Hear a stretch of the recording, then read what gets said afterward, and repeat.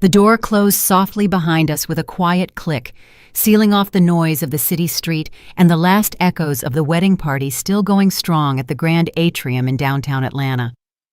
We were finally alone in the foyer of my new condo. Our condo, as my mother, Denise, had reminded me for the last 3 months. I slipped off my classic white stilettos, and my feet gratefully met the cool hardwood floor. A whole day in those heels had been torture, but Mom had insisted on that exact style. "Aisha, you must look impeccable," she'd said when I tried to argue that I would prefer something more comfortable.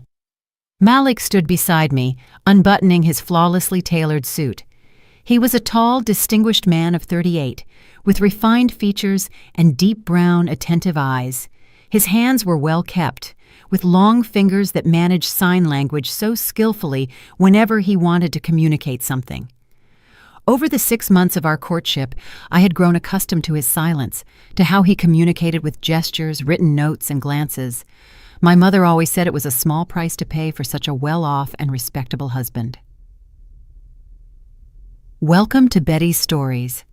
I share new life stories here every day, and I'd really appreciate it if you hit subscribe and gave my video a like. Now, let's jump into the story. I'm sure you'll enjoy it till the end. I turned to him, about to sign my offer of tea, as I had done every time we were together.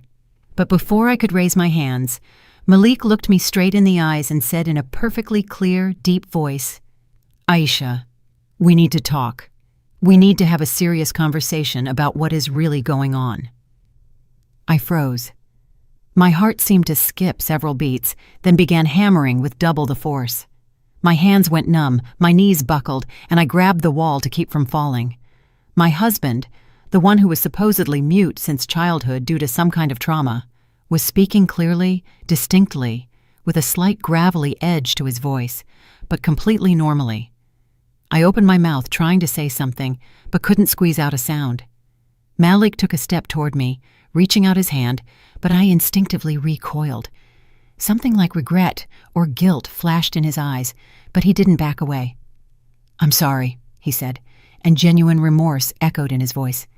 "I know this is a shock. Let's sit down, and I'll explain everything. You need to know the truth about who I am, why all this was necessary, and why your mother—" I didn't let him finish. I yanked open the bathroom door, rushed inside, and locked it. I sank onto the edge of the tub, feeling my hands tremble, and tears stream down my cheeks, smearing my carefully applied wedding makeup.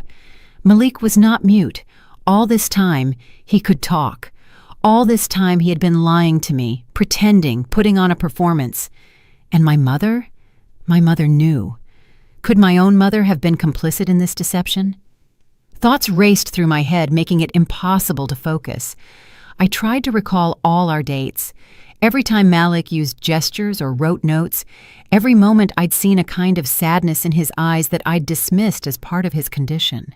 Had everything been a lie? Was every gesture, every look, part of a carefully planned act? I heard his footsteps outside the door, then a soft knock. "Aisha, please come out. I understand your shock. I know you feel betrayed, but give me a chance to explain. Let me tell you how it really was." I didn't answer. I couldn't. A spasm constricted my throat, making it hard to breathe.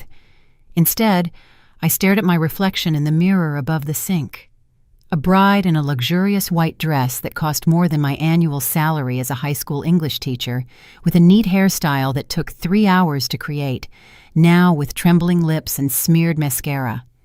I looked like a ghost of my own happiness, a happiness that, apparently, never even existed. I was 27 years old. Most of my peers were already married. Some were raising children, and I was living with my mother in our 3-bedroom apartment in a modest neighborhood, teaching at school, and quietly dreaming of my own family, of a man who would love the real me, without conditions or demands. My mother, Denise Holcomb, had always been a woman with a strong personality. After my father passed away 8 years ago, she became even more domineering, more convinced of her own rightness. She decided how I should dress, where I should work, and who I should socialize with. I tried to object, tried to assert my independence, but each time I hit a wall of misunderstanding. "You don't understand how the world works," she would say, shaking her head. I want the best for you so you don't repeat my mistake.